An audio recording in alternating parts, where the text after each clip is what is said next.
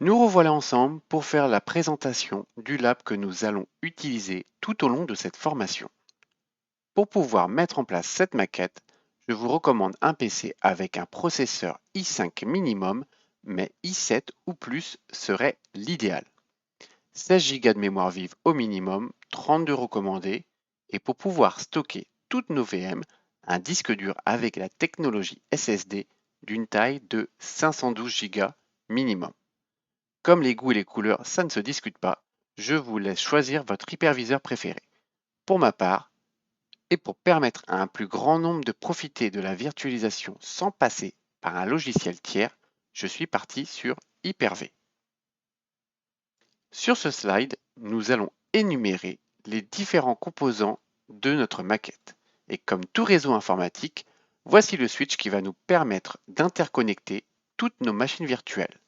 Dans notre cas, ce sera bien sûr un commutateur virtuel, appelé encore Virtual Switch.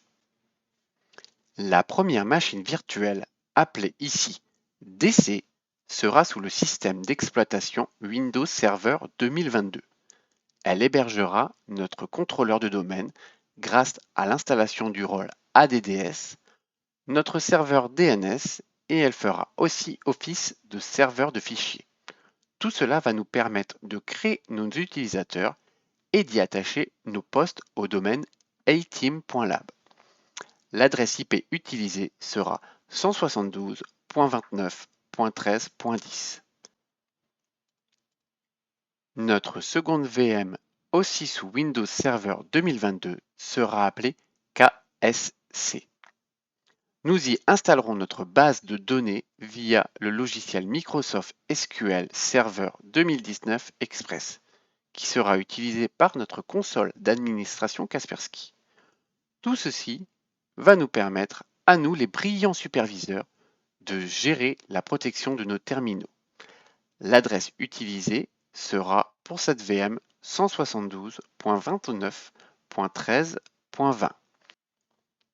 Petite information qui a son importance, Kaspersky déconseille fortement d'installer le serveur d'administration sur un contrôleur de domaine, un serveur de terminaux ou un appareil utilisateur.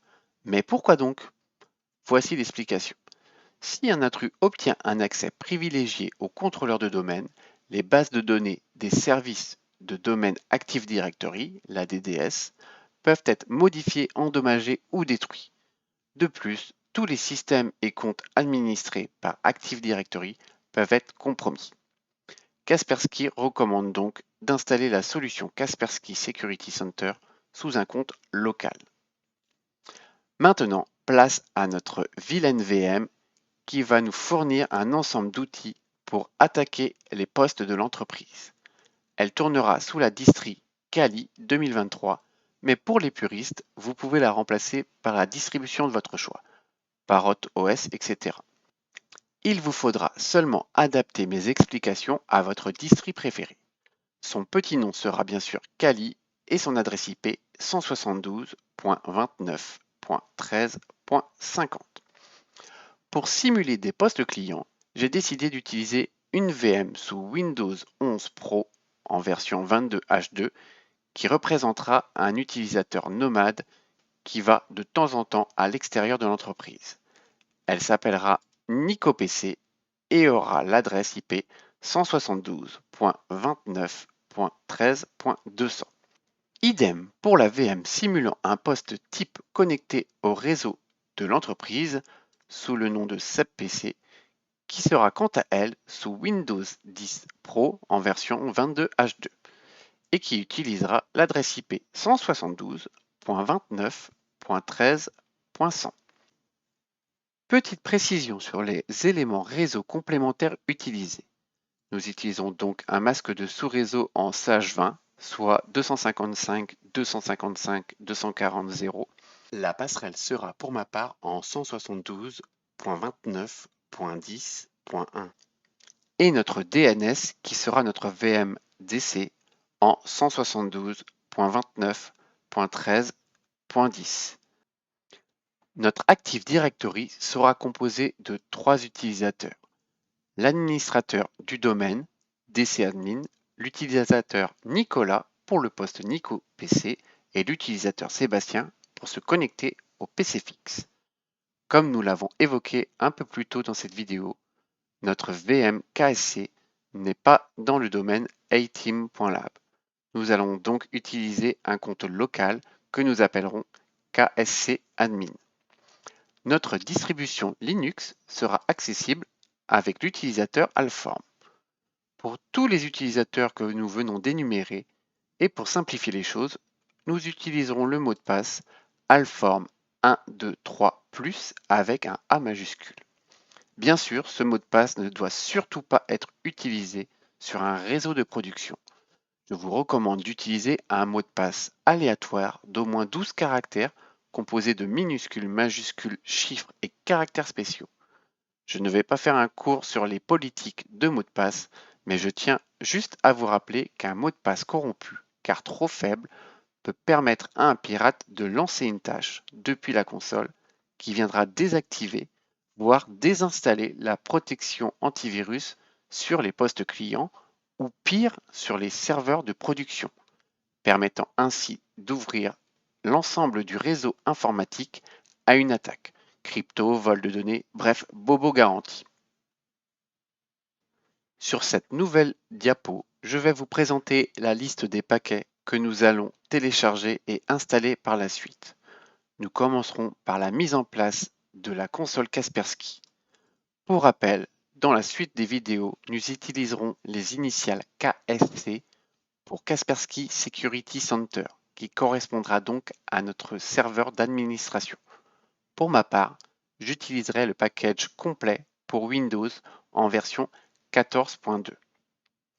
Concernant le produit Kaspersky Endpoint Security for Windows, que nous simplifierons par l'acronyme KES, je vous invite à télécharger la version 12.1 pour Windows avec un chiffrement fort. Et pour nous permettre d'interagir avec les différents types de consoles que nous allons détailler par la suite, bon allez, parce que c'est vous et que vous êtes bien sage, je vous partage l'information en avant-première. Il existe deux types de consoles d'administration, la console MMC et la console web, mais je vous en dis pas plus. Comme je le disais, nous allons donc mettre en place deux plugins pour permettre cette liaison. Sur le même principe que la KES, nous allons récupérer le fichier correspondant au produit Kaspersky Endpoint Security for Windows Server que nous nommerons KSWS pour la suite de l'aventure, sans oublier les plugins associés. Je vois déjà certains d'entre vous s'écrier: Elle est bien jolie ta petite liste, mais on va où pour avoir accès à tous ces fichiers? La première possibilité est de les télécharger directement via la section ressources sur la page de cette formation. Sinon, et je vous encourage à passer par là, vous pouvez directement trouver les dernières versions via ce lien. En suivant ce lien, vous allez avoir accès à l'ensemble des produits Kaspersky Endpoint Security for Business.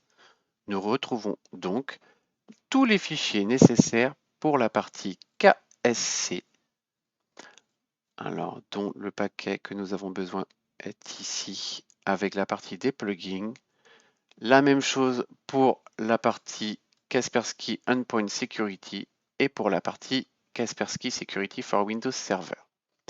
Je vous encourage à lire fortement les notes de version pour prendre connaissance des nouveautés entre chaque nouvelle version. Hop, je vous montre ça. Voilà, ici vous pouvez voir les améliorations pour chaque version supérieure qui est nouvellement créée. Cela peut vous permettre, par exemple, de voir les changements qui ont été appliqués depuis la version 11.6 qui est utilisée pour le passage de la certification. Nous avons aussi la partie aide en ligne qui est très importante car elle répondra à l'ensemble de vos questions. Je la recommande à 100%, elle est vraiment bien faite et en français pour les plus réticents. Pour faire simple, l'essayer, c'est l'adopter. Je me suis permis aussi de vous mettre un lien sur qu'est-ce que Kaspersky pour ajouter de la culture générale à votre culture technique. Et pour finir, en anglais cette fois-ci, tout savoir sur les centres de transparence que nous avons abordés dans la vidéo précédentes. Je vous propose ici une liste de liens que je souhaite vous partager et qui vous seront très utiles si vous décidez de mettre en place les différentes VM de la maquette. Nous retrouvons les standards comme Windows Server 2019, Windows 10, Windows 11 ou encore la distribution Kali avec les liens associés vers leur fichier ISO ou encore l'accès à l'installateur de la version express de SQL Server 2019. En attendant de vous retrouver sur la prochaine vidéo pour entrer dans le cœur du sujet, je vous conseille de mettre en place le nécessaire pour avoir un lab opérationnel. N'oubliez pas que c'est la pratique qui va vous faire progresser le plus rapidement. Je vous remercie encore une fois de votre confiance et je vous dis à tout de suite.